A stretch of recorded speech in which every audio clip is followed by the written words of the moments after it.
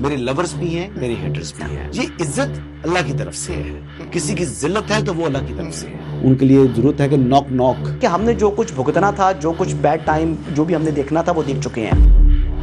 حسن ایوب خان کے تمام دیکھنے والوں کو السلام علیکم. ناظرین، رات کے ایک اہم ڈیولپمنٹ ہوئی کہ پاکستان کے اندر جو مسلسل حالیہ دہشت گردی کی لہر تھی، جہاں سے یہ دہشت گردی ہو رہی تھی، ان ٹھکانوں کو پاکستان نے دوبارہ پھر ٹارگٹ کیا.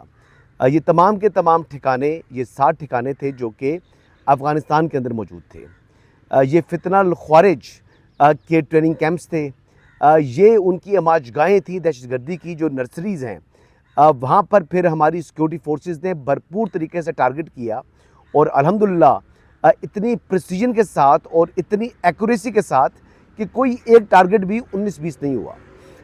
اس حوالے سے میں آپ کو یہ بتا دوں کہ یہ تمام کے تمام آپریشن انٹیلیجنس بیس تھے، اور بالکل یعنی انٹیلیجنس کے اوپر ہی انحصار کرتے ہوئے ہم نے کارروائی کی. ہم نے کسی قسم کی کسی بھی سویلین کو ٹارگٹ نہیں کیا.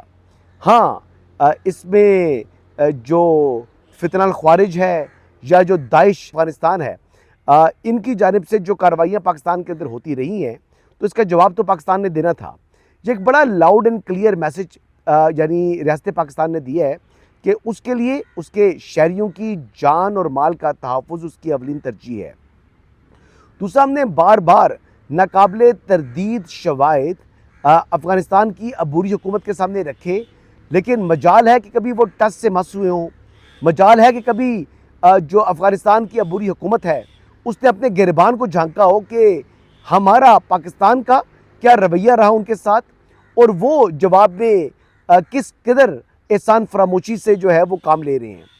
اور میں آپ کو یہ بتا دوں کہ گزشتہ رات یہ جو پیغام پاکستان کی سیکورٹی فورسز نے دیا ہے، وہ صرف اور صرف افغانستان کی عبوری حکومت کو نہیں، وہ فتنہ الخوارج کو نہیں، داعش افغانستان کو نہیں، بلکہ ان تمام کا جو سپریم کمانڈر ہے نریندر مودی، اس کو بھی پیغام دیا ہے کہ پاکستان کے ہر ایک شہری کی جان اور مال ہزاروں افغانوں، لاکھوں افغانوں اور لاکھوں جو انڈینز ہیں ان سے زیادہ مقدم رکھتی ہے ریاست پاکستان. اس کے علاوہ میں ایک اور اہم بات بتاؤں آپ کو کہ جو یہ خبر آئی ہے، یہ چیخ و پکار آیا، یہ پہلے افغانستان کے جو میڈیا آؤٹلیٹس ہیں انہوں نے یہ کلیم کرنا شروع کر دیا کہ پاکستان نے ایئر سٹرائکس کی ہیں.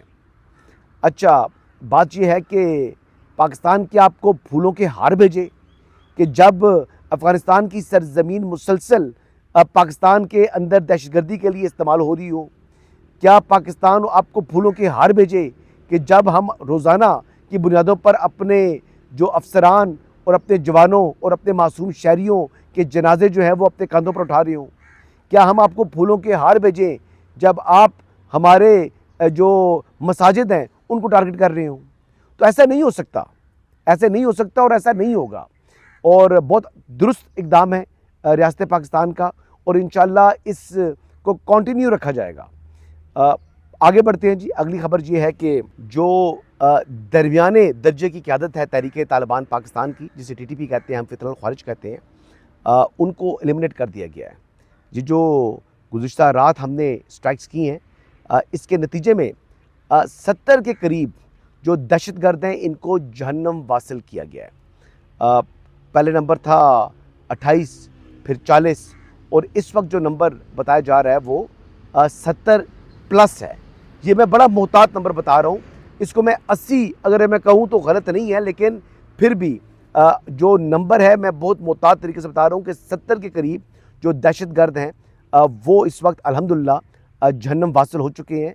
اور اگر دوبارہ انہوں نے کارروائی کی، اور ابھی بھی یہ ڈیسائیڈ نہیں ہے کہ پاکستان نے اپنی جو سٹرائکس ہیں یہ روک دی ہیں، پاکستان مزید سٹرائکس کر سکتا ہے.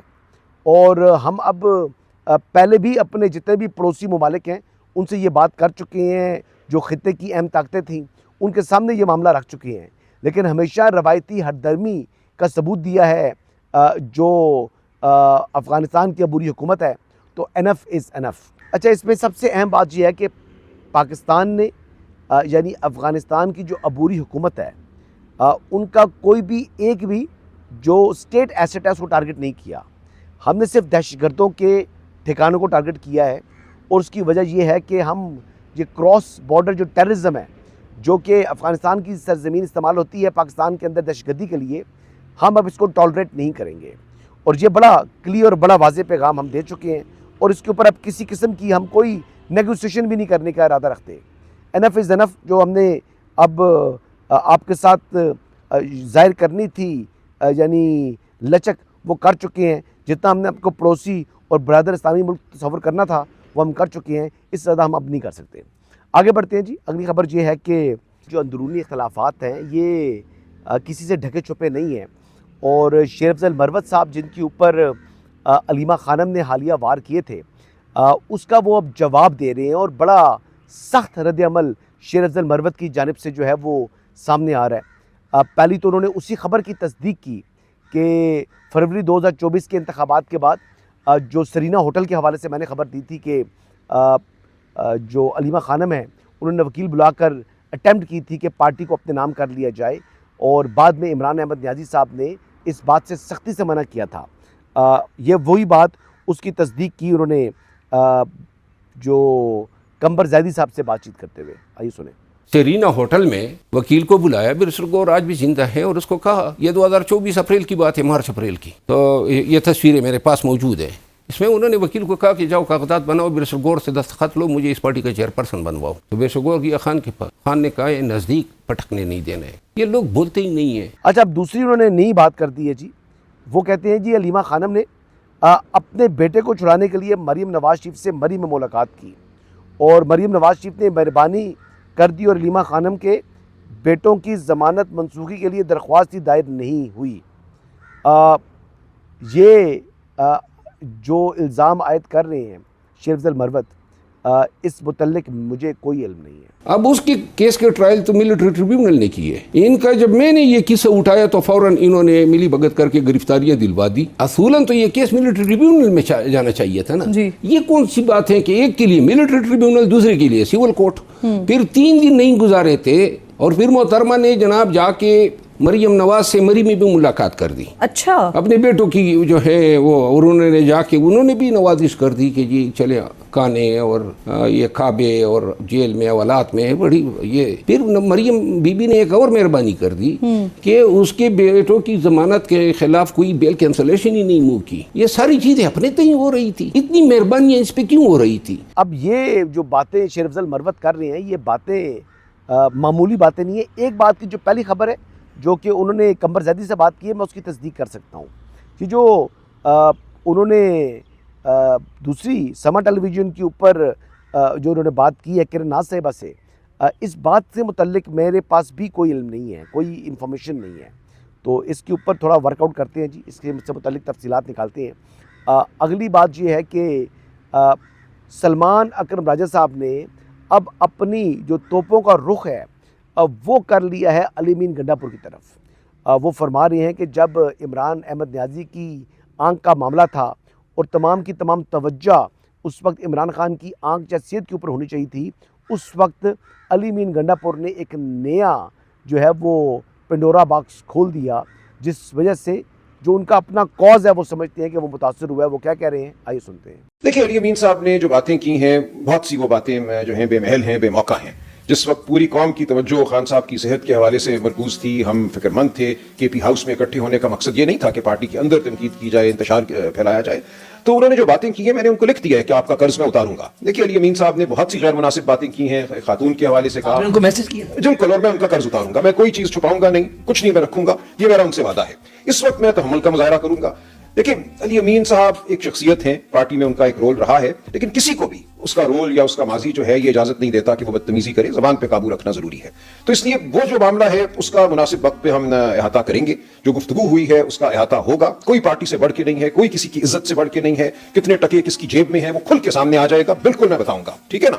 اس لیے وہ بات اس وقت میں سمجھتا ہوں بے موقع ہے. چند دنوں بعد وہ موقع آ جائے گا اور اس وقت وہ بات کھل کے ہوگی کہ کیا ہوا، کیوں خان صاحب نے ان کو ہٹایا، اور بہت سی باتیں ہیں. سب باتیں ہوں گی، لیکن ابھی تھوڑا انتظار. گنڈا پور نے جو باتیں کی ہیں وہ تلخ حقیقت ہے. گنڈا پور جو باتیں کرتا ہے وہ تیکھی باتیں ہیں، لیکن وہ سچی باتیں ہیں. اور وہ سچی باتیں سننے کا ظرف ان لوگوں کے اندر نہیں ہے جنہوں نے علی مین گنڈا پور کے خلاف سازشیں کی ہیں. اب یہ وہ گراؤنڈ ریالٹیز ہیں جس سے اب یہ راہ فرار چاہتے ہیں، لیکن علی امین گنڈا پور ان کو فرار ہونے نہیں دے رہا۔ اچھا اس میں جی آخری بات میں یہ کروں گا کہ علیمہ خانم جو ہیں وہ اس وقت بڑی کمزور وکٹ کے اوپر آ چکی ہیں۔